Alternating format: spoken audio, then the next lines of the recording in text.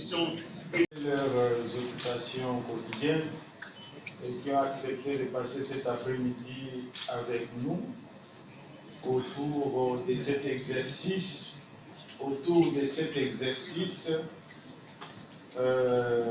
qui est délicat mais aussi ingrat. Je voudrais que vous puissiez accepter de tout cœur notre reconnaissance pour cette amitié que vous nous avez témoignée, mais aussi témoignage de l'intérêt que vous portez sur le sujet qui est abordé dans cet ouvrage.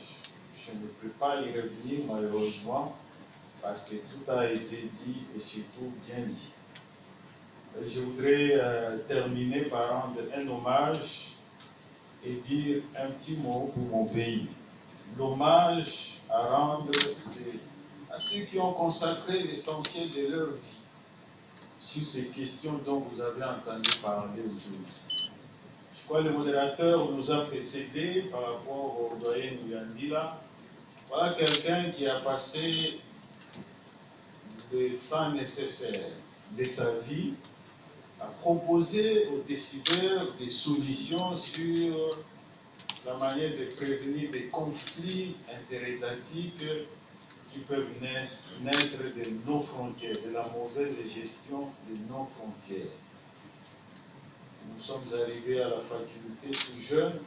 Je me rappelais encore, avant d'entrer ici, que ce sont des petits bouquins comme ça, écrits par les doyens Nguyandila et le doyen Mampouya ici, qui nous ont servi de guide. La succession d'États, tous ces engagements qui ont été pris par nos pays avant les indépendances et après. Comment fallait-il gérer tout ça? Fallait-il y renoncer, modifier, actualiser?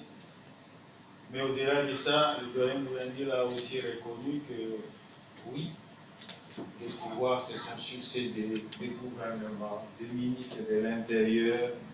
Il a été à leur côté. Il a été à leur côté chaque année, chaque mandat, jusqu'à, je voulais dire avoir des cheveux blancs, mais à perdre la plupart de ses cheveux. Il était toujours là, Célestin Nguyandila. Et comment ne pas parler effectivement du doyen Mampouya? Et avec, je lui rappelais tout à l'heure, son best-seller, La désuétude du système de sécurité collective, où réellement, voilà, il mettait à l'épreuve cette science de droit face aux réalités internationales. Il questionnait le système de sécurité collective tel que conçu par les rédacteurs de la charte de San Francisco, avec évidemment ses démembrements au niveau régional, il les questionnait sur son actualité, son opportunité, face justement à tous ces courants de conflits qui ont traversé l'humanité et qui ont fort résisté à tous ces mécanismes qui étaient prévus par les systèmes de sécurité collective universelle. Et nous avons appris justement à faire avec, et voilà pourquoi nous en sommes là où nous sommes aujourd'hui. Gervais Tirimagnuera, il est là, il l'a dit, nous avons eu, non, nous n'avons pas été dignes de lui succéder dans l'enseignement des cours de droit de la sécurité internationale. Il a passé l'essentiel de son temps, de sa vie, à partager son savoir sur ces questions de sécurité collective qui induisent, n'est-ce pas, la prévention, le mécanisme de règlement pacifique, mais également la prise en charge des cas échéants de conflits qui naissent à travers les dictons bien connus, tous pour un ou tous contre l'agresseur. Et quelqu'un qui nous a quittés, le doyen Deschaux, il a été cité ici. Il a été mon promoteur de thèse, je crois, pour rassurer ceux qui sont encore là, qu'ils ne seront pas oubliés. Avec leur permission, je voudrais vous demander de vous lever et d'observer une minute de silence en sa mémoire. De toute façon, pour nous, de rendre aussi cet hommage qu'il mérite. Des problèmes, il y en aura toujours. Et c'est le cas de la région des Grands Lacs, dans laquelle baigne notre pays.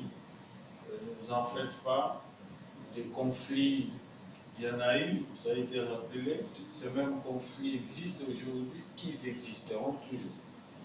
Mais en même temps, juste aux côtés de ces problèmes, des solutions existent souvent. Elles existent souvent, elles ne sont pas appliquées. Est-ce par ignorance? Est-ce par méfiance? Ou par défiance? Ce sont là les questions que nous soumettons peut-être à l'assistance. Notre pays a des problèmes aujourd'hui. Il y en a qui ont géré ces pays et qui en ont fait l'expérience. Et lors du vernissage de notre dernier ouvrage, nous disions encore que ces pays vont se bâtir sur des acquis. Et nous pensons donc avoir offert une modeste contribution encore par rapport à cette tragédie que connaît notre pays, une modeste contribution en termes d'acquis. Est-ce qu'on va s'en méfier? Est-ce qu'on aura affaire à une certaine défiance face à la réalité des faits?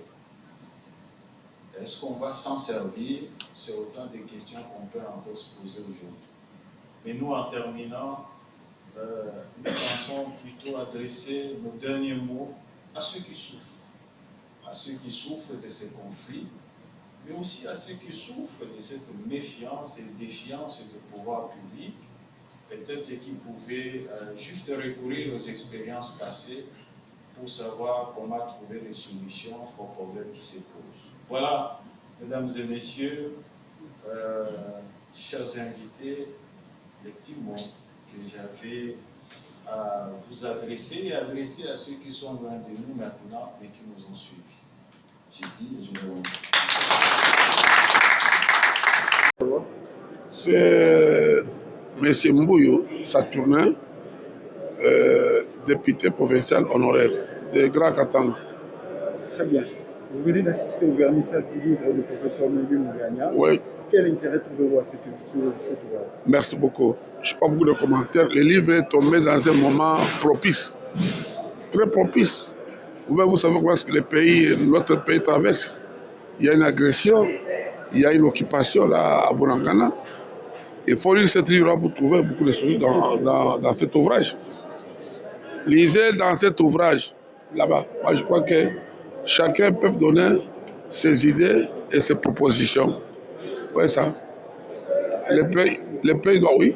Les c'est normal, ils ont droit, mais les peuples aussi ont droit. Vous savez ça? Les peuples d'abord, ok?